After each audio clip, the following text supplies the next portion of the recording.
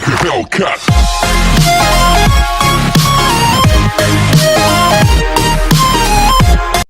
Nongeye kugusuhuza wowe wongeye guhitamo neza ukurikirana Roni Magazine, nshimira cyane by'umwihariko wowe wakanze subscribe, wowe ukanda like kuri video zacu ndetse nawe uduha ibitekerezo binyujije muri comment.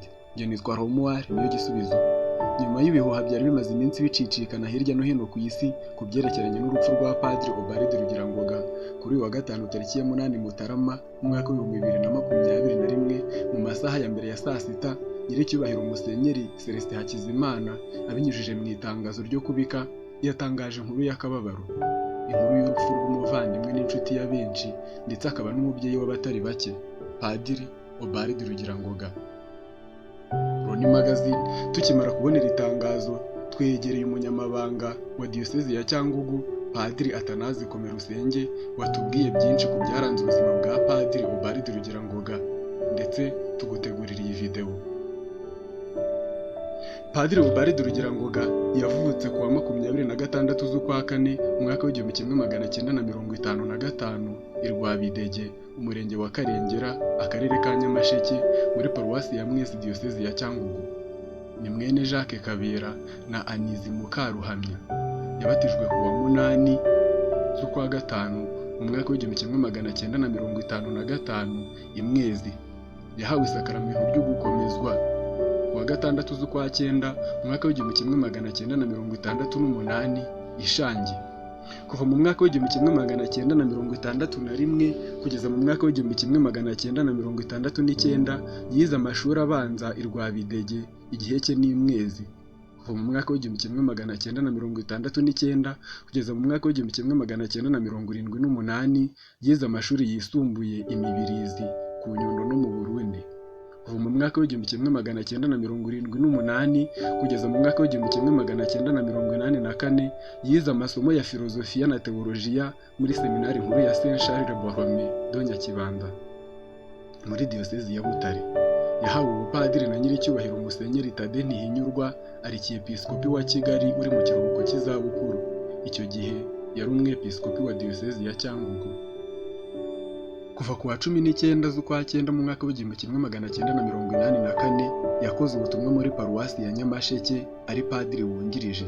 Kuva ku wa 21 z'ukwa cyenda mu mwaka wa 1987 yabaye padiri mukuru wa paruwasi ya Nyamasheke kugeza mu mwaka wa 1994. Kuva mu mwaka wa 1997 yabaye padiri wungiriza kuri paruwasi Katedrali ya Cyangugu. Kuva mu mwaka wa 1999 yabaye padiri mukuru wa paruwasi ya Mushaka kugeza mu mwaka wa 2010.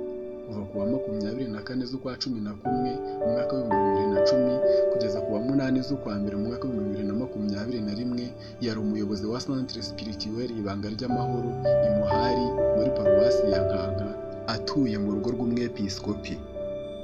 Padiri Ubald Rugirangoga yari umupadiri ukunda kandi uryoherwa cyane n'isengesho muri rusange, ariko by'umwihariko agakunda isengesho charismatique. Yari afite impano idasanzwe yo gusengera abarwayi. Padiri Ubald Rugirangoga yababajwe cyane na jenoside yakorewe abatutsi mu mwaka wa 1994 mu Rwanda, ku buryo ubutumwa bwe yari yarabweguriye ubumwe n'ubwiyunge muri paruwasi ya Mushaka ndetse no hirya no hino mu Rwanda. Byageze n'aho leta y'u Rwanda imugira umurinzi w'igihango mu mwaka wa 2015. Ntiyigeze ahwema kwigisha imbabazi zibohora. Mu kwezi kwa Werurwe mu mwaka wa 2020 Padiri Ubald Rugirangoga yatumiwe muri Amerika mu rwego rwo gusoma misa no gusengera abarwayi. Yagombaga kugaruka mu kwezi kwa Mata mu mwaka wa 2020, nyamara ariko ntiyabashije kugaruka mu Rwanda kubera ingamba zo kwirinda ikwirakwizwa ry'icyorezo cya COVID-19. Bityo rero byabaye ngombwa ko agumayo agategereza ko ibintu bisubira mu buryo kugira ngo abashe kugaruka mu gihugu cye. Kuva mu kwezi k'Ugushyingo twamenye ko arwaye icyorezo cya COVID-19. Uko iminsi ihita indi igataha yarushijeho kuremba, ajyanwa mu bitaro. Abaganga bakoze uko bashoboye babasha kumuvura akira COVID-19. Gusa ariko imyanya y'ubuhumekero yari yanegekaye cyane ku buryo byabaye ngombwa ko asubira mu bitaro. Ubuyobozi bwa Diyosezi ya Cyangugu bwamenyeshejwe ko yitabye Imana muri iki gitondo cyo ku wa gatanu tariki ya 8 Mutarama umwaka wa 2021 mu bitaro bya Kaminuza ya Utah mu mujyi wa Salt Lake muri Leta Zunze Ubumwe za Amerika saa 5 z'ijoro mu masaha yo muri Amerika. Tumusabire ku Mana ngo imuhe iruhuko rihoraho iteka, urumuri rudashira rumubengeraneho maze aruhukire mu mahoro. Ubusanzwe mu Kinyarwanda mbere yo kuvuga amazina y'umuntu witabye Imana ubongeraho nyakwigendera kanaka, ariko kuri Padiri Ubald Rugirangoga biragoye kongeraho nyakwigendera kuko akiri muzima mu mitima ya benshi yagiye yigisha akabahindura, no mu mitima ya benshi yagiriye neza. Inyigisho ze zafashije benshi ku buryo mu mitima yabo azahora ari muzima. Iyi ya Loni Magazine, njye nitwa Romuald Niyo Gisubizo.